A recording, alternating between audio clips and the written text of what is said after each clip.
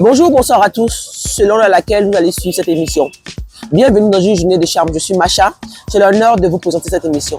Dans cette émission, nous allons parler de mode, de motivation et pas que, mais aussi d'entrepreneuriat. Vous allez suivre différentes femmes des différentes communes d'Abidjan, dont les parcours sont aussi inspirants que motivants. Nous sommes aujourd'hui dans la commune de Yopougon, précisément comme vous pouvez le constater à la mairie de Yopougon. Mais avant de continuer, allons à la découverte de la charmeuse du jour, Mademoiselle Sanogo Kadi, son lieu d'activité. Aujourd'hui, nous nous retrouvons au cœur vibrant de la commune de Yopougon, à Abidjan, pour découvrir une histoire aussi inspirante qu'authentique. Celle de Madame Sanogo Kadi, entrepreneur pleine d'énergie, de persévérance et de détermination. Son parcours témoigne de la puissance du travail acharné et de l'engagement, qui transforme les défis en véritable succès. C'est ici, dans son quotidien exigeant, que son histoire commence. Restez avec nous jusqu'à la fin pour découvrir comment cette femme audacieuse va se révéler encore plus éblouissante à travers son voyage de transformation. Passons maintenant à la première étape de son relooking, l'essayage. Pour la première tenue, nous avons opté pour un short en cuir noir, un chemisier avec des franges sur la poitrine transparente qui était juste waouh, mais je trouvais que on ne pouvait pas s'arrêter là, on passait à une autre tenue, on pourrait avoir le choix. Et là, on opte pour une robe en dentelle anglaise marron qui lui allait aussi bien. Oh, son sourire, oh, comment elle est magnifique, ma charmeuse. Et je lui disais que ça allait bien, je trouvais que c'était un peu court, je lui disais non. Et pour la tenue suivante, là, une jupe plissée en satin qui lui allait bien et un top en coton avec un décolleté carré. Je trouvais que ça lui allait aussi magnifiquement bien. Comme je dis qu'elles sont belles mais charmeuses, voilà, vous trouvez pas?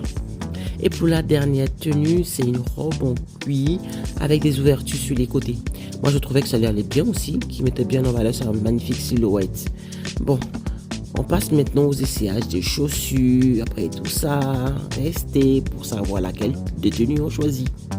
Et là, pour les chaussures, on a plutôt opté pour des sandales vertes avec une paire d'escarpins transparentes.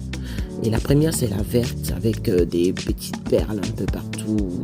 Et là, la chaussure dorée qui allait bien aussi, les sandales fermées. Et là, les escarpins transparents avec un petit peu de jaune dedans comme ça. Oh, magnifique. Bon, là, au sac à main pour le premier en noir et le deuxième avec plein de couleurs qui peut rehausser la tenue. Et là, pour les bijoux, on a fait une sélection de choix pour lesquels, voilà, après on choisit, vous allez voir de tout à la fin. On passe aux soins. Ensuite vient l'étape des soins. Pour compléter cette transformation, Madame Sanogo Kadi se laissera choyer avec une pédicure et une manucure. Ces soins délicats sublimeront ses mains et ses pieds, ajoutant une touche de raffinement à son look.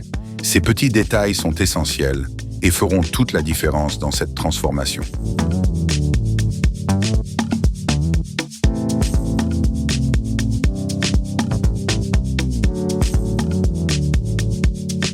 L'étape suivante, la mise en beauté, est l'un des moments les plus attendus.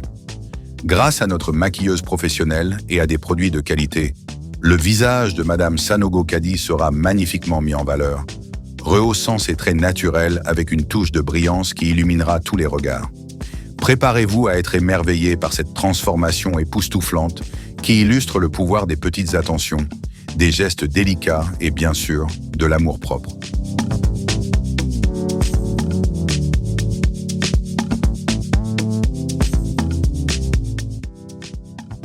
Pour la tenue finale, nous avons opté pour la jupe qui y allait super bien et dans laquelle je sentais très très à l'aise. C'est pour ça qu'on a opté pour ce choix d'ailleurs.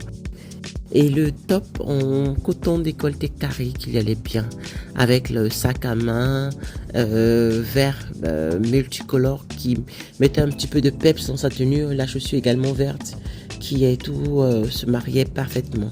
Merci et à tout de suite pour l'interview. Restez.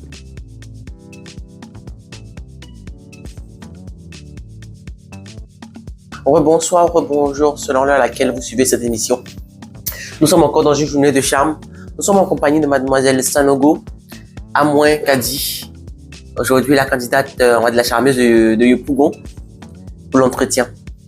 Donc, bonjour Kadi. Bonjour à tous. Donc, je vais te demander de te présenter.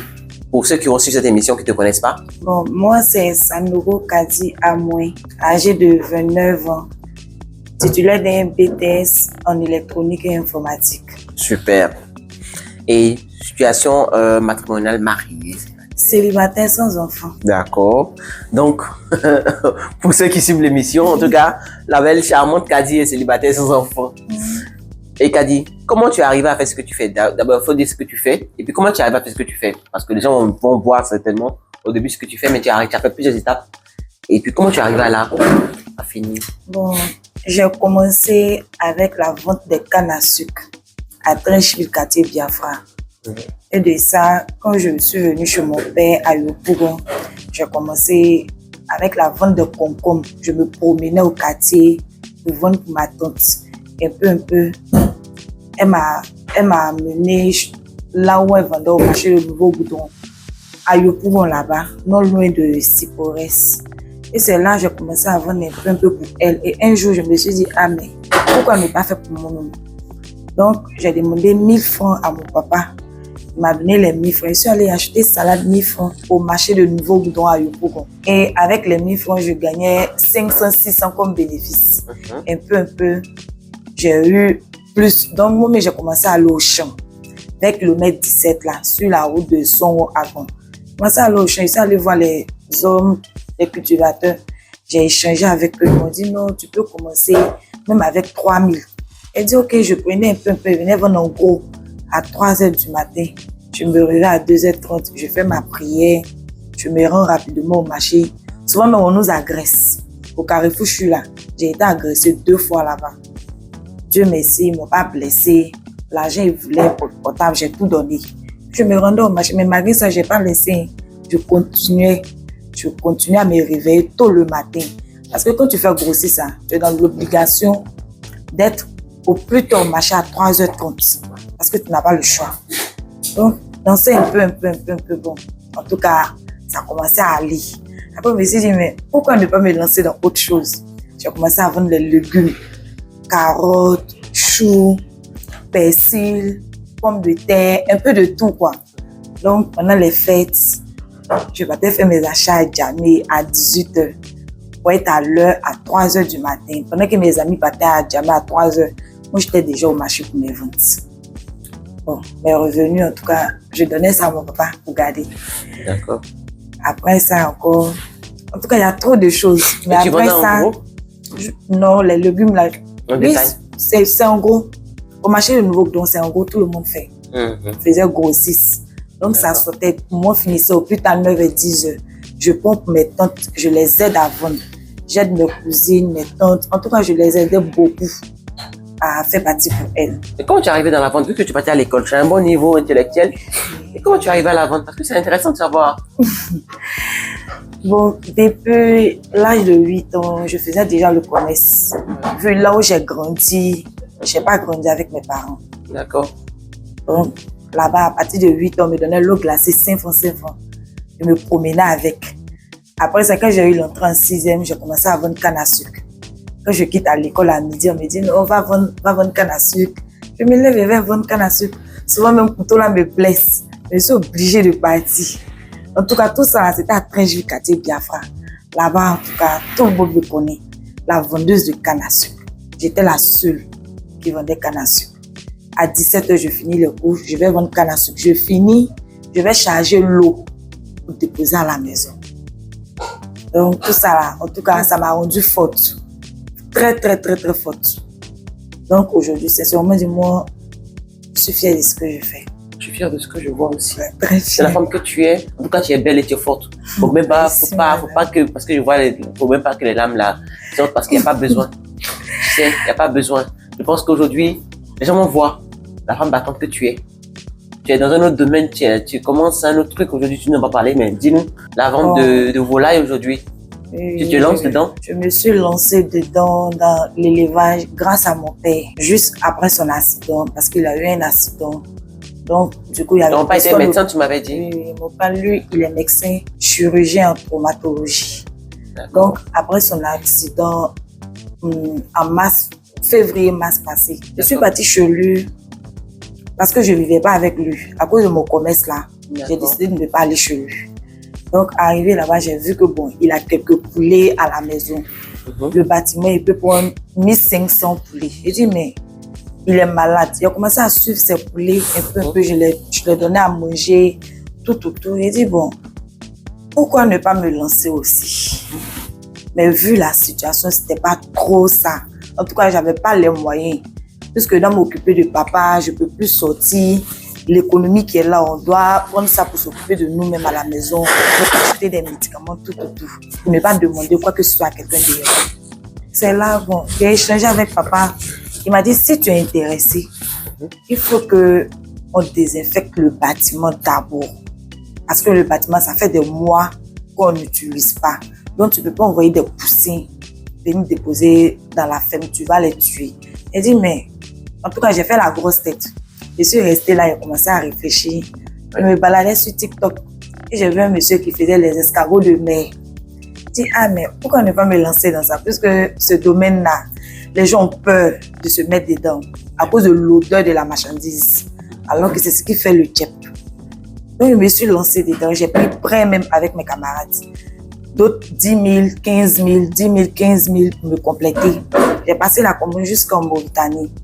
Et c'est dans ça, j'ai fait la première vente, deuxième vente. J'ai appelé ma cousine et dit, mais il y a un bâtiment ici. Si on pouvait exploiter, vu que papa est malade, actuellement il n'a pas les moyens. Elle m'a dit, ah, elle aussi ça va pas trop. Mais on va voir comment on peut faire. Donc, dans mes balades, au marché de Nouveau Goudon, même Nouveau Goudon là, pour la première fois, j'ai acheté 10 poussins. Il m'a donné le poussin là à 800. Déjà après 2 semaines. Il m'a donné 10 poussins. Après 10 poussins, 3 jours, 4 jours, après quand il fait quelques encaissements là, j'ai dit, bon, pourquoi ne pas ajouter? J'ai pris 23 poussins. Quand j'ai fait quelques encaissements, je suis passé le vent. Il dit, bon, comme j'ai eu un peu d'argent, j'aimerais prendre encore. Quand j'ai pris 82 poussins hier, donc ce sont les 82 poussins hybrides, plus ce que j'avais, j'ai dû aménager un petit coin dans le bâtiment pour les mettre là-bas. Donc pour le moment, j'ai que des poussins. Je pense qu'avec le temps, Il y aura des j'aurai plus de poussins, des milliers de poussins. Bien sûr. En tout cas, c'est mon rêve. Bien sûr. Et bravo, en tout cas, je te félicite. Parce que tu n'arrêtes pas de progresser. Donc, tu viens de te lancer dans ça. Et avant ça, tu as fait plein de petits commerces qui étaient canne à sucre, de l'eau, après vendre des légumes. Aujourd'hui, après vendre des escargots de mer. Aujourd'hui, poulet. Demain, ce sera le bétail, qui sait. En tout cas, je te souhaite de grossir et de continuer d'être ambitieuse, en tout cas, de ne pas t'arrêter. Parce que vraiment, c'est très inspirant ce que tu racontes et vraiment ça motive. Et j'espère que ça va motiver encore plein de filles à se lancer et à commencer quelque chose. J'espère bien, mais j'ai quelque chose d'autre à ajouter. Au fait, j'aimerais dire, c'est pas encore le moment, mais j'aimerais dire à mes camarades, quelle que soit la situation, d'être forte. Donc c'est ce message-là, moi en tout cas, je peux passer à mes camarades. Merci pour le message de motivation. À quelle heure tu commences le matin? Parce que bon, la question qui devait suivre, c'est avec moi tu as commencé, mais tu en as parlé. Mais à quelle heure tu te lèves le matin? À quelle heure tu finis le soir? Avant la maladie de papa, j'étais à Port 2. Je me réveillais à 3h, souvent même 2h30. Parce que je dois vendre pour ma tante et puis vendre pour moi-même. Donc elle, j'ouvre ses marchandises vite, puisqu'il y a des grossistes qui doivent passer. Donc, je me réveille à 2h30, 2h40, je me lave, je fais ma prière. Au plus tard, 3h30, 3h40, je suis au marché. Quand on doit rentrer à la maison, c'est 19h, 20h, soit 18h, 17h, 18h, en tout cas 18h, 19h quoi. 18h, 19h, on rentre à la maison. Mais quand c'est période des fêtes là, souvent on reste au marché jusqu'à 21h. Donc la 6e question, c'est si tu dois donner des conseils. Là, tu as déjà répondu. C'est pour ça tes jeunes sœurs. Mais pour tout ça, tu as déjà fait, tu as déjà motivé. Et on passe à la 7e question, c'est ton chiffre d'affaires, Maïbo. Pour l'instant, comme tu es passé à une nouvelle activité. Moi, je n'ai pas de chiffre d'affaires. Tu as une nouvelle activité. Voilà. D'accord. Donc, si tu as un souhait, un projet, un nouveau projet ou bien si tu avais de l'argent, qu'est-ce que tu allais faire aujourd'hui? Aujourd'hui, si j'avais de l'argent, j'allais réaliser le rêve de mon papa. Parce que son rêve, c'est de faire de la ferme, l'élevage, son travail. Vu son âge et puis l'accident qu'il a eu, il ne peut plus exercer comme avant. Donc moi, si j'avais l'argent, le bâtiment qui se trouve à la maison, j'allais réaménager le bâtiment rempli de poussins pour que mon papa lui-même il soit très, très, très, très fier de moi. Oui, merci en tout cas à toi d'avoir répondu à nos questions. Et puis, en tout cas, moi, je suis admiratif de la personne que tu es, de la femme battante que tu es. Et vraiment, je suis vraiment touché par ta motivation aujourd'hui pour nos jeunes sœurs. C'est vrai qu'en Afrique, c'est pas facile quand on commence un business. Donc, merci à tous d'avoir suivi l'interview. Et on demande à tous de participer massivement à la cagnotte de Mademoiselle Sanogo, de telle sorte qu'elle puisse réaliser son projet, le rêve de son père, et qui est devenu maintenant son rêve. Je demande à tous de contribuer à cette cagnotte, que vous allez trouver le lien en description de cette vidéo. Merci à tous. Et puis, vraiment, merci à toi aussi d'avoir répondu présente. Merci, et on remercie aussi nos partenaires, Rena Makeup, nous avoir rendu belle, moi et la charmeuse du jour, Kadi. Et aussi à Happy de nous accueillir aujourd'hui, encore aujourd'hui. Et aussi à Charmy Shop pour les vêtements des différentes candidates. Merci à tous et puis je vous souhaite une bonne soirée ou une bonne journée selon laquelle vous suivez encore l'émission. Merci à tous et à la prochaine. Au revoir. Un immense merci à Madame Sanogo Kadi pour sa présence et pour l'exemple qu'elle incarne. Ne manquez pas le prochain épisode de Une journée de charme où nous mettrons à l'honneur d'autres femmes exceptionnelles. À très bientôt.